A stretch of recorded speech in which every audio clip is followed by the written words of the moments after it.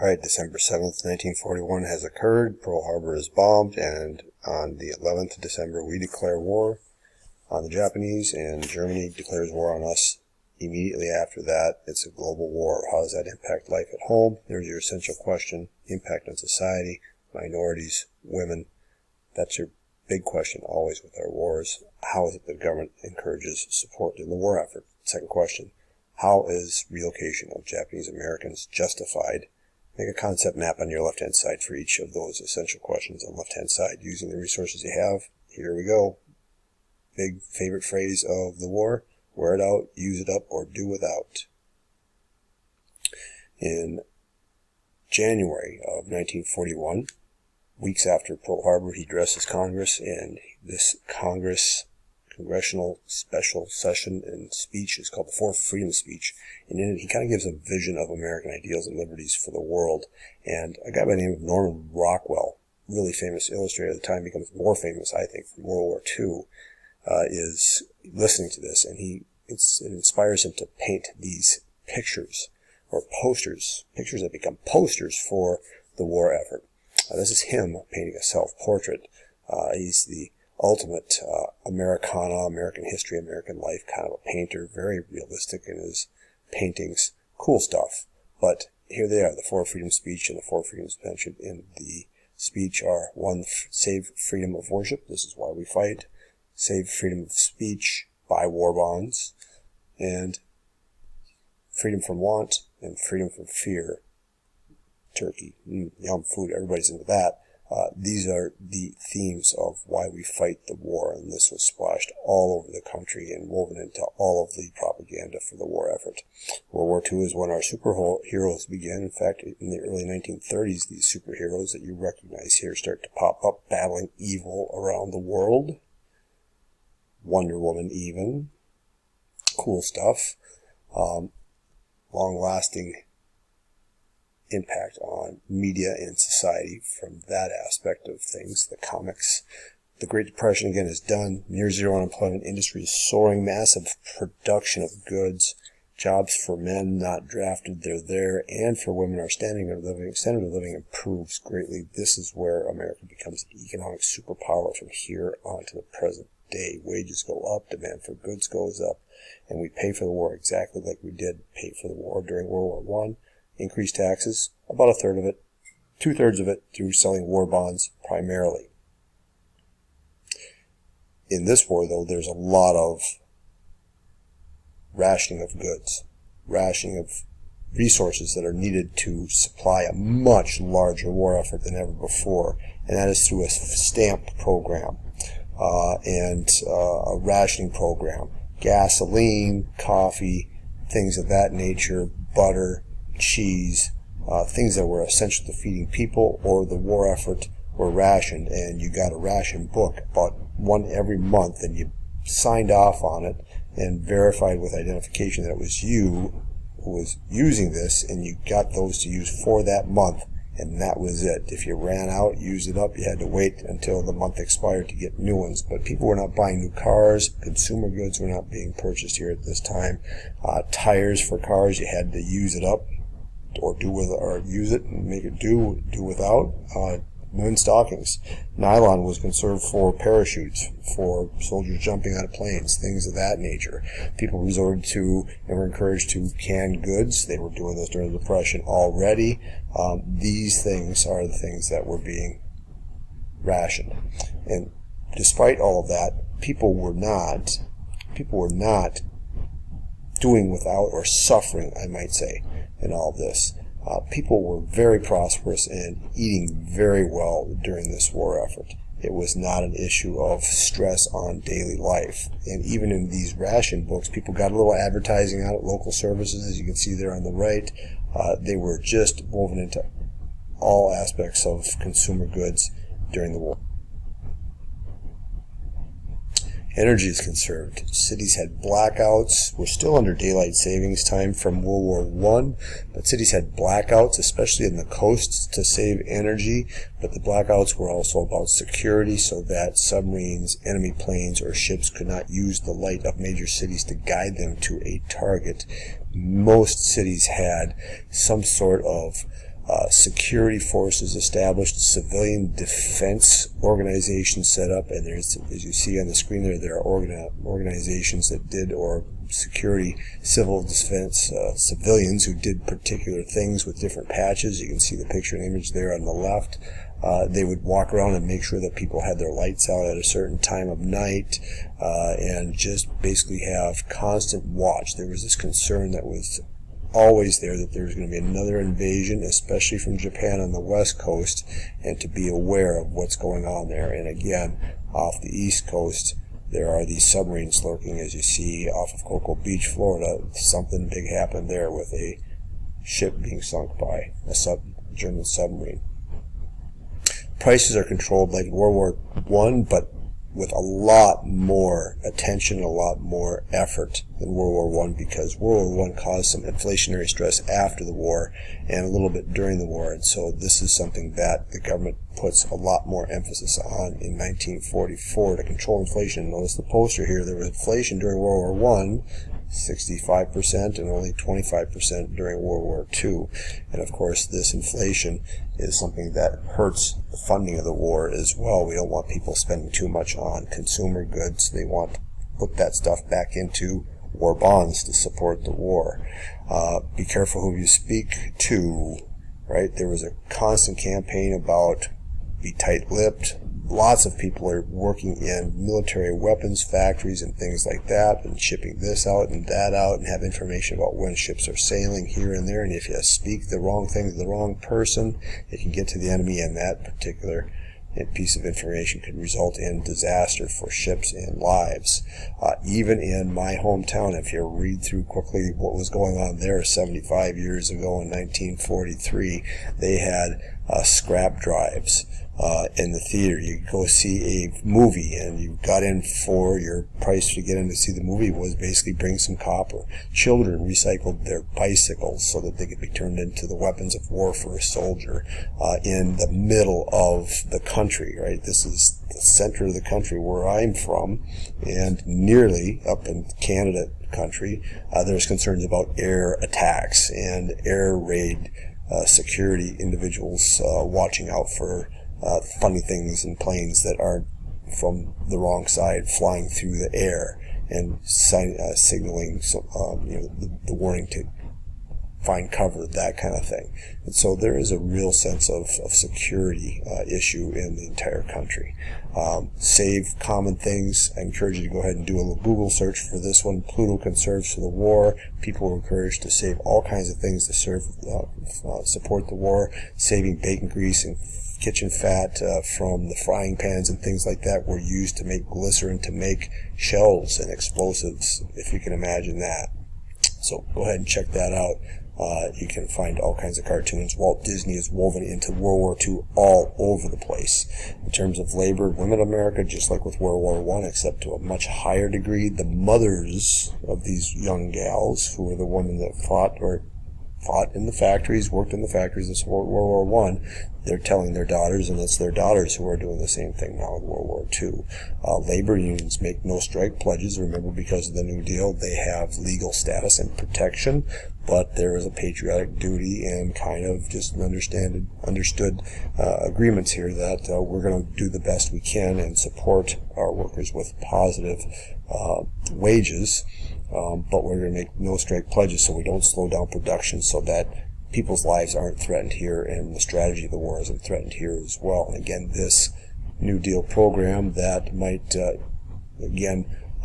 them that legal right would be this National Labor Act. The Wagner Act is giving them that particular right to exist, to collectively bargain. That's a big thing to remember. All those are New Deal programs, but A is the answer there for that one. So keep working. All phases of production, even more than in World War I, women are doing everything. They're welding, they're running all kinds of machinery, whatever's out there, you name it, they're doing it. The military also has auxiliary forces, as you can see them in their uniforms there. They don't really see combat action. They're nurses and serving kind of close to the lines in some cases that way. But they serve a lot of clerical tasks and things of that nature. It's a massive endeavor just to get information and organized and supplies moved around, things like that. One of my favorites are the wasps. And if you think of a wasp, it's a bee, it flies. The wasps basically flew planes from factories to military bases and across the oceans because there was such a shortage of pilots at that time. They even trained pilots in how to fly the fighters and all of the bombers and things of that nature. Some of them died in the process of doing that. For example, towing targets behind planes so that pilots could shoot at them, things of that nature. And so the workforce here and involvement of women is significant. This is a big image on the right here, the most famous image, Rosie the Riveter, portrayed after a real person in an aviation plant, I believe somewhere out on the West Coast, perhaps Seattle, Washington, Boeing, or one of those big companies. Most of the jobs were non-industrial, but there are a significant number of women who are literally building the weapons of war. And so this is having an impact and going to have an impact in the future as well. Employment of women. Of course, when the war is done, they're going to be encouraged not to do that type of work anymore, and we'll talk about that in the 1940s and 50s. African Americans joined just like in World War I in large numbers, but larger numbers than before to prove themselves in battle to get a change on the home front after the war. Remember those Harlem Hellfighters in World War I not having a lot of positive experience in being able to fight. Same thing here. There was resistance to allowing them to fight in the front lines, and at that Booker T. Washington Technical Vocational School, the Tuskegee Institute, they had an air pilots program, and they were pushing to get pilots to fight on the front lines in the United States Army at that time. There's no Air Force, it's just woven into the Army. And a gal by the name of Mrs. Roosevelt took a trip down there to see what was going on, and she reported back that they can do everything that any pilot can do. She took a ride and she told them to do what pilots do in combat, pretty intense little ride, and all of a sudden things start moving. And these particular Tuskegee Airmen, one of them was just honored, the last surviving one was just honored in President Trump's State of the Union address this last week, were the most awarded and recognized and successful combat unit in all of, I think, World War II, if I recall correctly. But they're fighting in segregated military units. For example, they do not, again, get the change after the war that they thought they would get, and it's going to spark even more involvement in the NAACP and a push to make something happen in the 1940s. But it will start to move a little bit. We'll see that when we get to the post-war time period. We'll talk more about civil rights here today also.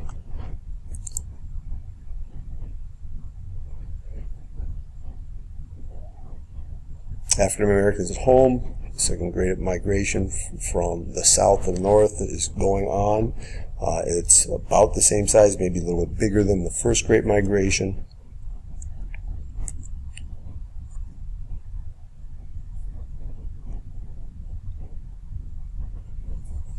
Because of this migration, there's resentment, there's prejudice, racial violence occurs because of this, competition for jobs on all the coasts, right?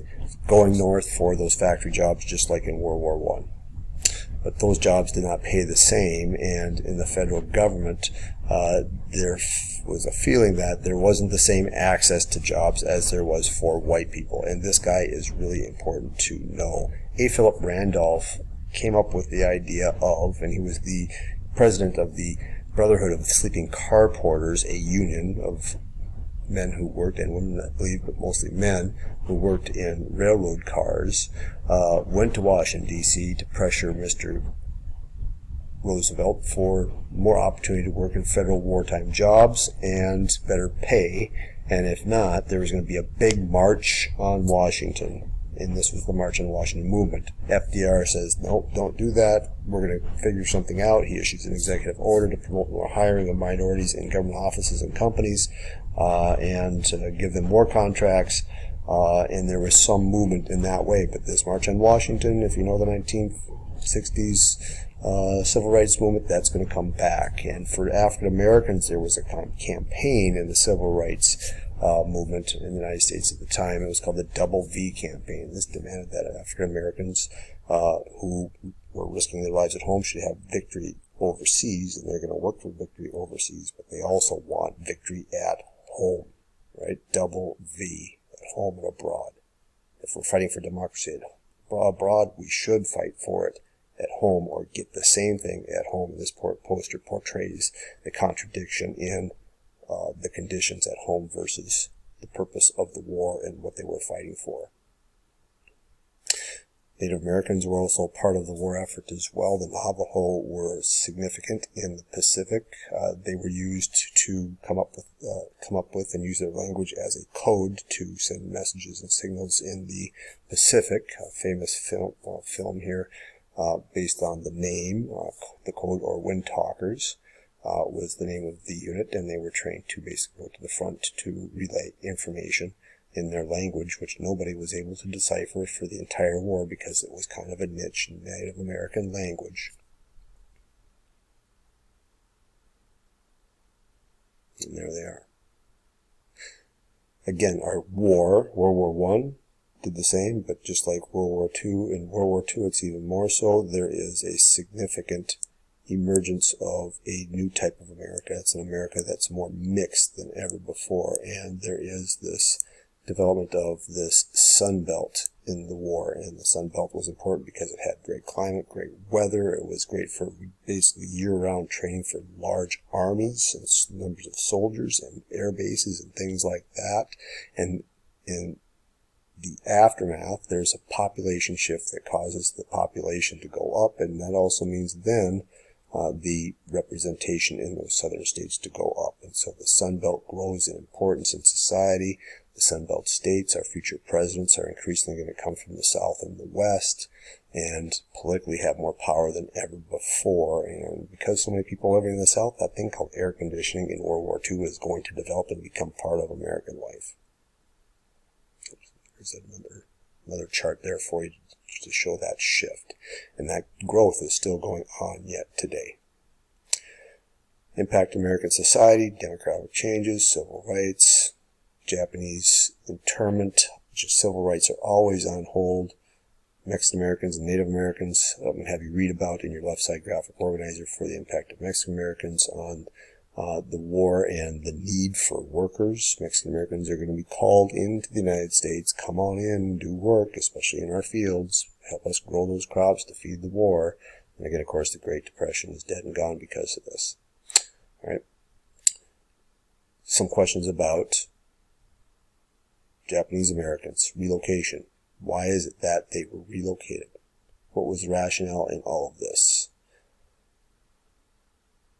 This is backlash for Pearl Harbor and concern that there's going to be an invasion on the California coast. In Hawaii, there was a population of 60% of the people were of Japanese descent. None of those people were relocated, but on the California coast, they were relocated, right? And if you were Asian in background, you were kind of considered perhaps to be the same or looked at in a funny way. Most of them were born, 2/3 born in the United States. They were known as Nisei. They had no connection with Japan. Perhaps they had relatives back there, I'm sure. But there's an executive order from Roosevelt called Executive Order 9066. And this order basically was coming about because the government questioned their loyalty, possibly, key word, possibly disloyal. And that there could possibly be an invasion of the West Coast. I want you to go ahead and look at the government clip in 1942 on the wiki that portrays to the public at that time the reasoning for why it's happening and shows them how it's happening and portrays it all in a very positive manner. Make sure you watch that. It's about 9 minutes, but it's very telling as to how this looked and how it worked. And notice how the Japanese civilians respond to this as well. There was a little bit of resistance, but by and large, not a lot of resistance. But actually, this is resulting in these people in large numbers being relocated to internment camps into the interior of the country in very big, wide open, geographically vast places, not easy to run away from. And they're told it's for their protection, but it's really for defense and the possibility of them helping an invasion force if that should happen. Barrack-style housing, they set up their own governments, their schools and towns. They did work for the government. They got paid menial jobs, things like that. They were subject to searches and things of that nature. That's the bottom thing down here, being subject to searches. It is that issue again of, is this right? Is this what should happen? Is this the right thing to do? Civil rights, civil liberties, basically confining people and holding them up for 2 years, having no proof of them, any of them doing anything wrong. In the war itself, they did serve, they did fight. The Japanese Americans, many of them were drafted. They don't fight in the Pacific, but they fight in Europe. And this particular 442nd Regiment Combat Team was the most highly decorated military Army land regiment in U.S. military history at that particular point in time. And one of those individuals, a guy by the name of Inoue, became a senator for Hawaii in the future. Again, look at the camp here and the barbed wire. It's pointing in and keeping them in. This is not for their protection. It's for the protection of other people in the future. This is going to be challenged, but in the Korematsu case of versus the United States, the Supreme Court upheld the order in 1944, but in 1988 there was some payment for lost time and possessions, and these people were uprooted and basically lost their possessions in a very short period of time, had to sell their homes and their businesses at a pretty significant loss, again, being held without any evidence of wrongdoing whatsoever. So here's your left side, left side questions. Make sure you check out and read the primary document for Japanese Americans, also 2 views on Japanese internment. Use your notes here on that to answer the questions, and that video clip on the from the newsreel on the wiki on the Japanese internment from the government pitching to Americans how this looks and why it was being done. I think you'll find it very interesting. And actually a few funny little instances in there with little kids. And that'll be the day. Make hay, and you're good to go.